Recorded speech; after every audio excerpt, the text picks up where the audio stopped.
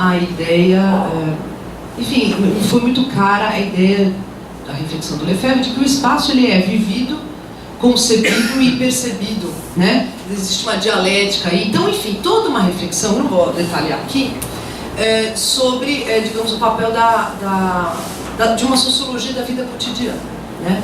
E aí um diálogo muito forte com o José de Souza Martins, né? que é sociólogo, que trabalha muito sobre a Amazônia, né? E que, enfim, foi uma interlocução muito importante para mim, digamos assim, me situar em relação à importância de uma historicização e contextualização histórica, social e cultural daquilo que a gente chama de vida cotidiana. Quer dizer, que esse dia a dia que a gente vive, que a gente acha que é o dia a dia, né? O cotidiano. Não, peraí, ele tem uma história. Ele não, aliás, tem uma história não, ele em si é histórico. Quer dizer, não sempre o dia a dia foi vivido dessa maneira. Quer dizer, a própria ideia de cotidiano como uma mediação do moderno. Quer dizer, não existia cotidiano no Brasil do colônia, na São Paulo do final do 19. Aliás, toda a questão das transformações ligadas à modernidade, elas incidem muito justamente sobre a invenção social de um cotidiano, né? Aliás, no Brasil, até os dias de hoje, amplas parcelas da população não têm vida cotidiana, né? Vida cotidiana pensando, né, numa rotina, né, na importância, na relevância e que leva as pessoas a orientarem o seu dia a dia por noções de tempo linear, como diz o Lefebvre, né? O relógio, meu Deus, olha aqui, tem que começar a tal hora, tem que sair a tal hora, senão eu perco o ônibus, né?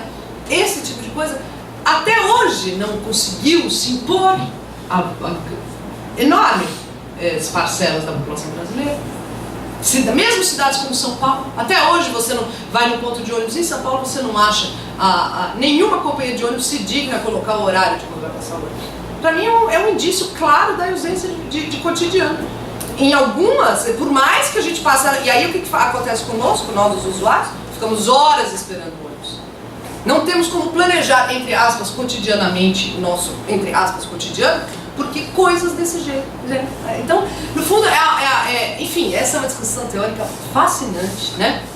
Com a qual eu também tenho trabalhado, mas que nesse caso em particular me ajudou, porque foi só a partir do momento que eu consegui estranhar até essa noção cotidiana, até a ideia de que existe um dia a dia, uma, entre aspas, rotina, aquela música, né? Todo dia ela faz tudo sempre igual, me sacode às 6 horas da manhã, me sorriu. Isso aí é uma música, digamos assim, que seria uma proposta de vida cotidiana, de modo cotidiano de viver, né?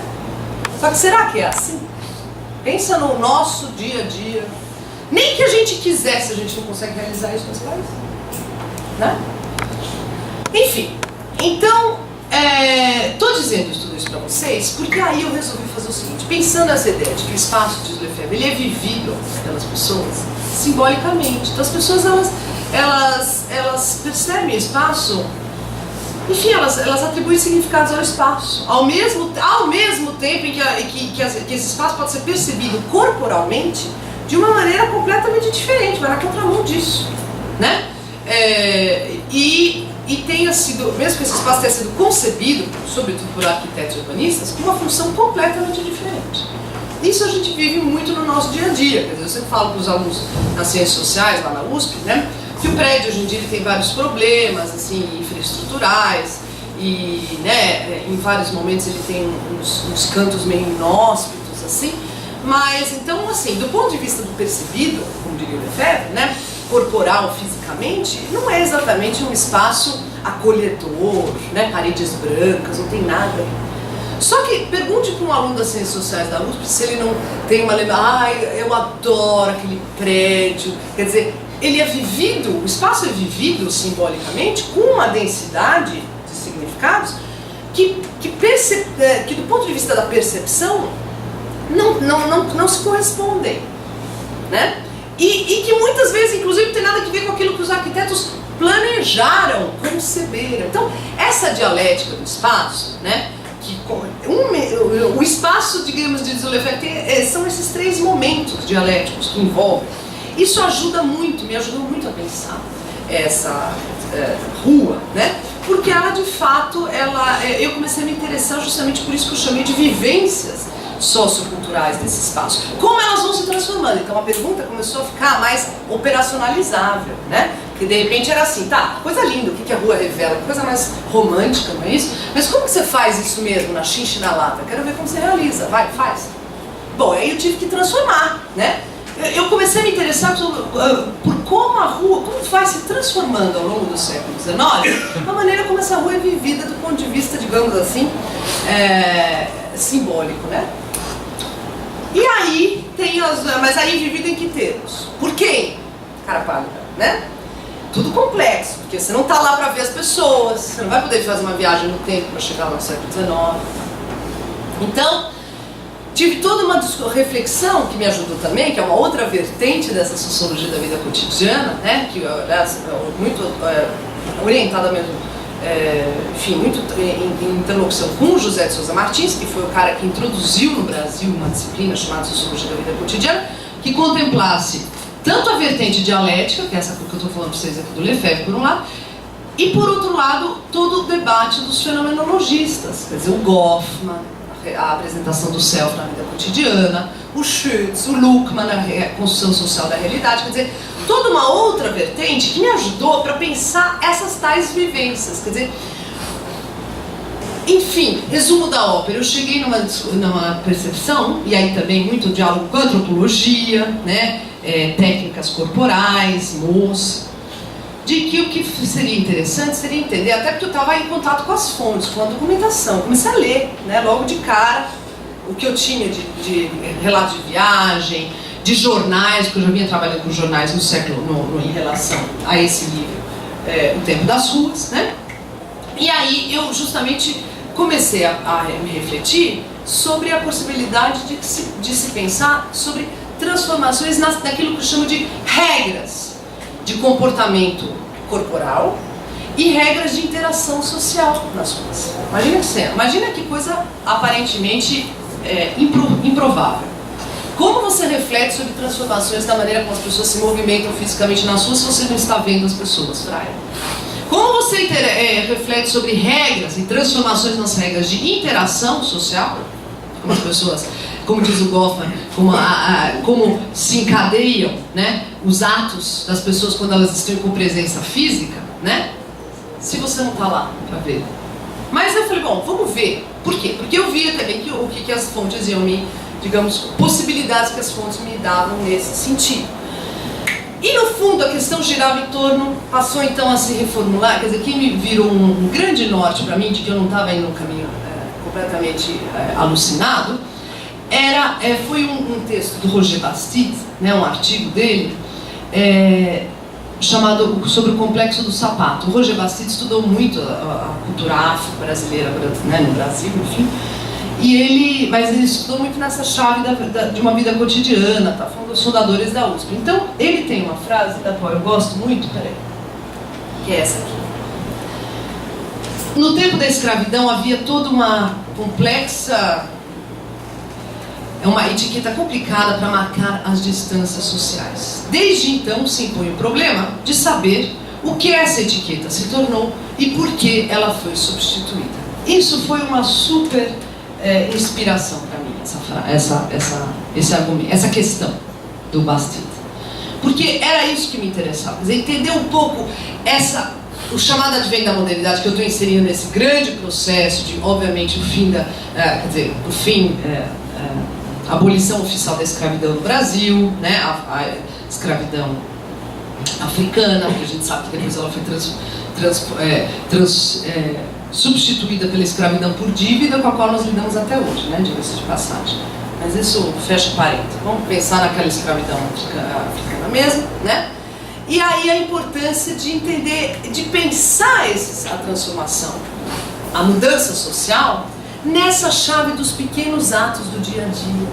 E nessa chave desses pequenos atos do dia a dia, na rua, nesse espaço que, em princípio, né, por um lado ele é enaltecido nas ciências sociais como sendo o espaço do moderno. No que se refere ao Brasil do século XIX, né, trabalhos sobre o Brasil do século XIX enfatizam que a rua era o lugar que ficavam os escravos, os homens livres, gente que não tinha para onde ir ficava na rua. Então, olha só que coisa... Bom, e aí? Que coisa incrível. Agora eu quero saber, e a tal modernidade, entre aspas, chega? O que acontece nesse contexto? Só que a busca foi de tentar pensar tudo isso nessas chamadas pequenas da vida cotidiana. Então, esse diálogo com a sociologia da vida cotidiana também foi muito importante, foi e é na minha vida, né? Então, agora eu vou ler, porque senão enfim, para a gente avançar, né? O autor, Bastide, se refere à existência consolidada no Brasil escravista de um conjunto de regras de conduta que demarcavam de modo contundente as hierarquias existentes entre senhores e escravos nos mais diferentes espaços da vida social, dia a dia. Assim, por exemplo, a proibição do uso de sapatos por escravos, e que teve como contrapartida a transformação do calçado em símbolo de status social. Uma das maiores obsessões do escravo, uma vez liberto, era adquirir sapatos, mesmo que esses não lhe coubessem, gerando aquilo que Bastide chamou de complexo do sapato. Outro exemplo apontado por Florestan Fernandes, aluno de Bastide, num estudo sobre, entre aspas, as relações entre negros e brancos em São Paulo. Dentre as normas de boas maneiras, diz o Florestan, para o escravo na cidade, encontrava-se aquela de andar no meio da rua na presença de senhores, aos quais pertencia a calçada. Levando a sério a questão bastidiana, rastreei em O da Rua a etiqueta vigente nas ruas da cidade na primeira metade do século XIX e as suas transformações com a crise final da escravidão na década de 1880. Para tanto, eu busquei em fontes históricas contemporâneas dos dois intervalos, entre as décadas de 1800 e 1860 e entre a década de 1880 e a de 1910, indícios de representações sobre as regras de conduta que possam ter vigido nas ruas em cada um dos períodos. É o que me levou a enfocar, especialmente, em particular, as imagens das ruas do atual centro histórico da cidade de São Paulo, contidas em textos e em fotografias, produzidos respectivamente no primeiro e depois no segundo intervalo temporal, por 5 tipos de informantes específicos. Informantes em termos antropológicos, como desenvolvo no livro. São eles viajantes brasileiros estrangeiros, estudantes ou ex-estudantes da então recente Faculdade de Direito, uma das primeiras instituições de ensino superior propriamente dito no país, inaugurada em 1828, mulheres de elite que foram crianças na cidade dos dois períodos, em foco, jornalistas e fotógrafos de rua. Nesse material multifacetado, composto de relatos de viagens, de memórias, de cartas, de diários, crônicas e notícias jornalísticas, além de fotografias de ruas, as vias e os largos do atual centro histórico paulistano são imaginados como lugares em que determinados pedestres se comportam corporalmente em ritmos temporais definidos, além de trajarem e agirem de maneiras precisas.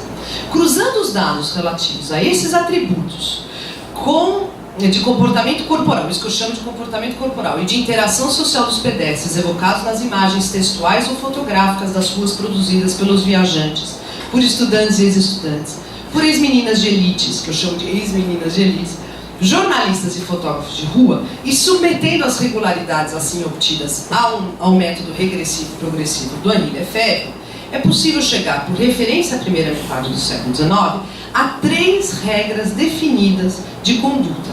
E no intervalo, em relação ao intervalo de 1880 a 1917, quando teve a primeira grande greve geral em São Paulo, e foi a primeira vez que a multidão tomou as ruas do ponto de vista, digamos, de uma multidão política, tá? E aí é por isso que a pesquisa termina aí que, em tese, seria a multidão mais moderna possível, porque é a multidão política que vai para as ruas e tal. Enfim, depois eu falo disso. No primeiro período, então, eu consegui chegar a 3 regras de conduta. No segundo período, nesse aí, há 6 regras de conduta, que são, respectivamente, reveladoras de ruas e de cidades bem específicas. Eu quero, a partir de agora, tratar dessas regras e, assim, responder aqui no âmbito dessa palestra a questão que eu tinha levantado no início dessa apresentação, tá? Então eu vou falar disso. A questão metodológica, de como que eu cheguei nessas imagens, que eu fui falando, então entender as regras, entender desses chamados comportamentos corporais e dessas interações sociais. Mas tudo isso teve que ser operacionalizado. E aí o que me ajuda, porque eu só tinha fontes, eu só tinha os textos, só tinha imagens. Mas o que aparecia nesses textos e imagens? Apareciam imagens, justamente, que o Lefebvre diz, o espaço é vivido através de imagens e tal, de imagens que são tipos de representações. Então eu usei essa noção de imagem e trabalhei para chegar, com a ajuda do Lefebvre, para chegar das imagens a representações sobre essas maneiras de se comportar e de interagir, representações essas que eu cruzei nas várias fontes, para poder, digamos, e aí lembrando do Durkheim, regras são representações.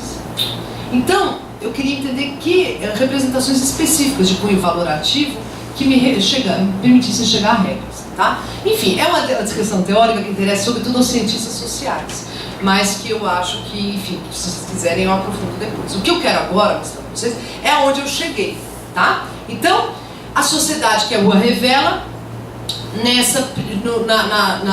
na primeira metade do século XIX e agora no segundo momento nesse período de 1880 a 1917, tudo bem? Para a gente tentar pensar as transformações, o que muda e o que não muda. Porque também tinha isso, não adiantava nada, eu tinha chegado a algumas regras em relação, pelo menos interpretações possíveis de regras na primeira metade do século XIX, aí sair para o material da segunda metade do século XIX procurando essas regras, ia ser problema de novo. Por quê?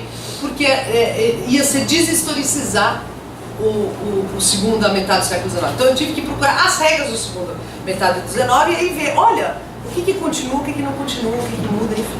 Tá? Primeira regra. Então, ruas cerimoniais na São Paulo de meados do século XIX.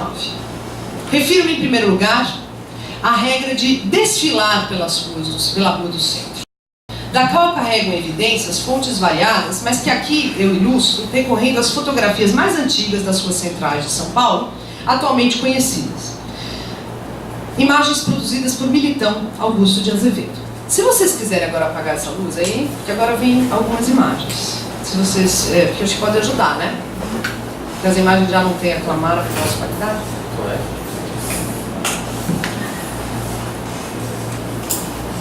O pedestre, obrigada, desloca-se fisicamente por esse espaço, exibindo explicitamente, pela mediação do seu corpo, modos de comportamento corporal plenos de significado, sobre a distância física e ou simbólica que o afasta justamente da rua, ou melhor, daqueles que eu chamei no livro em questão de gente da rua, a grande quantidade de pedestres, em geral escravos ou livres pobres, que ali permaneciam dia a dia, envolvidos em trabalho braçal e na sociabilidade ali implícita. De fato, o termo designa pedestres, gente da rua, cujo ritmo de permanência ou ajuntamento nas ruas do centro é regular. São tipos humanos classificados pelos informantes por meio de categorias que associam tais pedestres, direto ou indiretamente, ao trabalho braçal e ao ócio nele implícito, nesse espaço. Vendedores ou vendedoras ambulantes, tropeiros, prostitutas, camponeses, escravos. Eu tentei resistir ao termo pobre, que seria muito fácil. Não era lugar de pobre. Calma. Porque as fontes não me davam indícios de que todos que eram... Se você fala tropeiro, a tropeiro é pobre. Aos olhos de quem? Resolve ler a bibliografia sobre tropeiro.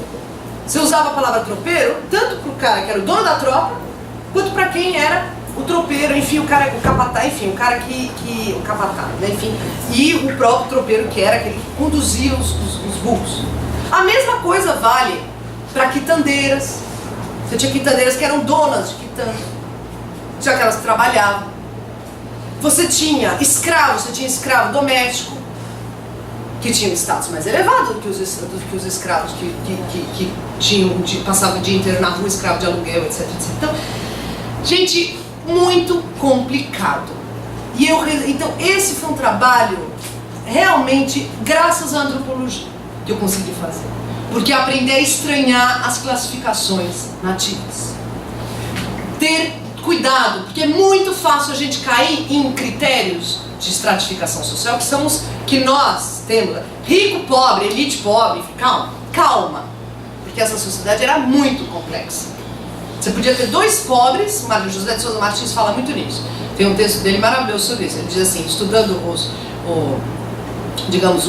como se fosse o livro caixa do Mosteiro de São Bento no período colonial, ele descobriu assim, que o monge gastador, que era no fundo o tesoureiro, né, ele definia quanto dinheiro ia para cada, esmola. Até isso ele anotava. Então ele diz assim, esmola para um pobre era X. Esmola para um nobre pobre era X vezes 5. Quer dizer, o nobre era pobre, mas ele era nobre. A gente não pode esquecer, são critérios estamentais. Então, e uma sociedade muito complexa no Brasil colonial, no Brasil escravista, porque imagina só, esses referenciais estamentais que vinham de Portugal, né? E aos quais se, digamos assim, não dá nem para dizer se sobrepôs, enfim, se sobrepôs, talvez, né? Mas não, né? Eu acho que, enfim, tem uma contradição aí, não dá para falar que são camadas, mas os referenciais da sociedade escravista. Tá? Então, olha só. Ora, o ato de desfilar tem forte caráter cerimonial nos termos do Irving Goffman, já que através dele, o pedestre comunica, sobretudo, atributos de seu caráter e da apreciação que ele faz dos outros pedestres com os quais ele interage direta ou indiretamente na rua.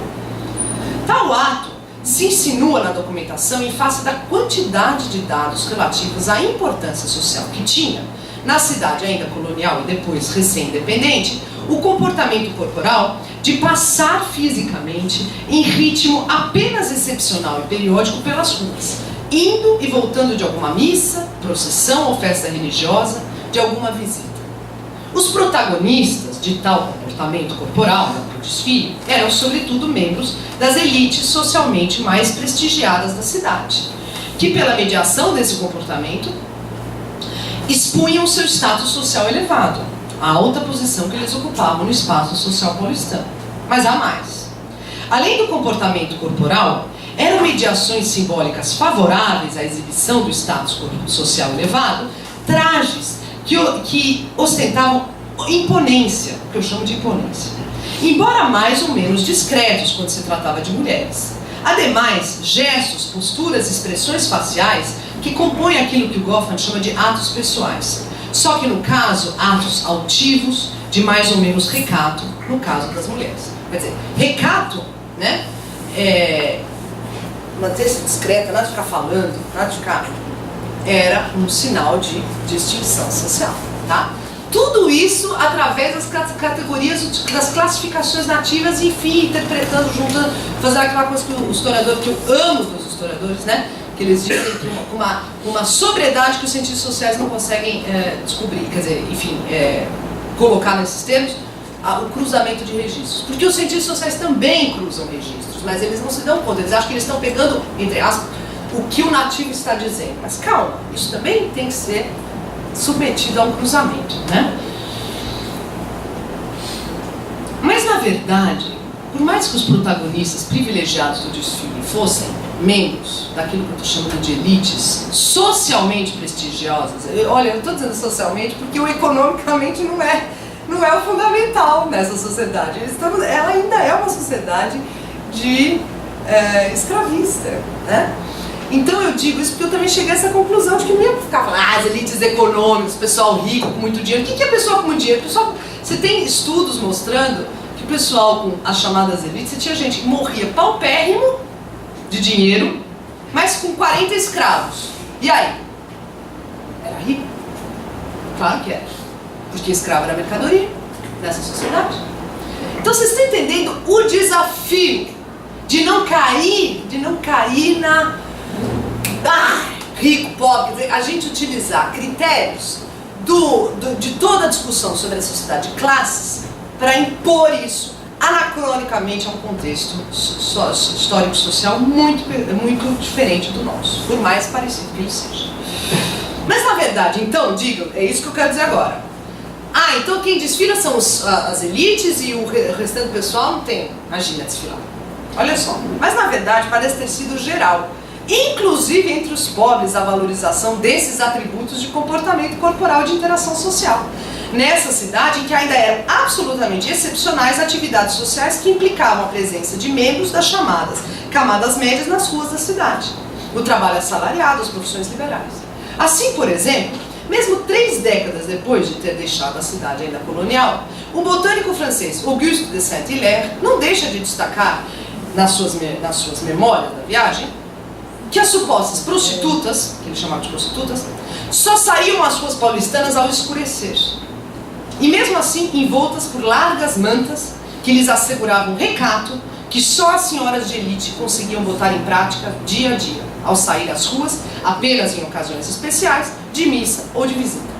A excepcionalidade é um ingrediente simbólico fundamental para um bom desfile, ato que pressupõe o olhar alheio e que não prescinde para se concretizar do próprio corpo como suporte físico de posturas, gestos e trajes, cujo caráter ritual se expressa com vigor pelo ritmo em que são expostos. De todo modo, é fato que principalmente a gente da rua estava alijada da regra do desfile, o que não significa a inexistência de regras. Afinal, a documentação carrega indícios de um segundo tipo de vínculo relevante dos pedestres com o espaço da rua: a proximidade física da gente da rua em relação a esse espaço. Concebo essa regra como deixar-se ficar. Trata-se da permanência física mais ou menos delongada nas vias do centro, relacionada com negócios e ócios das ocupações socioeconômicas mais ou menos braçais que ali se realizam de modo privilegiado. É por tudo isso um modo de comportamento corporal que não se confunde com desfilar pelas ruas. Quaisquer que sejam os atributos cerimoniais que o pedestre exibe aos outros por meio do deixar-se ficar, o que importa em primeira instância é mover-se fisicamente pela rua em ritmo de labuta ou das diversões, da labuta ou das diversões de ocupações socioeconômicas próprias daquele espaço. É o que assegura essa regra um caráter substantivo nos termos do Goffman, à diferença das regras cerimoniais. Ela orienta as condutas em relação a um assunto com significação própria, os negócios e os ócios do trabalho braçal na rua, independentemente das apreciações morais que os indivíduos possam fazer uns dos outros pela mediação dessa regra. Então depois de tudo isso, fica evidente o que é exposto nas ruas do centro paulistano da primeira metade do século XIX enquanto se desfila. Justamente trajes e atos pessoais indicativos de um status social, ou no mínimo moral, que permite diferenciar o pedestre em questão daqueles muitos outros, para os quais a rua é um lugar regular de trabalho e de ócio. E se a relevância social do desfile é tão grande, não há como deixar-se ficar nas ruas, que o status social não dá para você se deixar ficar na rua, sem que o status social e ou moral do respectivo pedestre interfira nesse comportamento. O que assegura também para a regra substantiva do deixar-se ficar um caráter cerimonial. Mas há ainda uma terceira regra de conduta em jogo. Quando o pedestre em desfile lança a mão de atributos de interação social sinalizadores de que a posição por ele ocupada no espaço social lhe assegura uma distância social ou no mínimo moral elevada em relação à rua e a gente da rua, ele recorre voluntário ou involuntariamente àquilo que eu chamei de pessoalidade como regra de conduta nesse espaço. Então agora eu estou falando de regras de interação social, não de maneira de se comportar.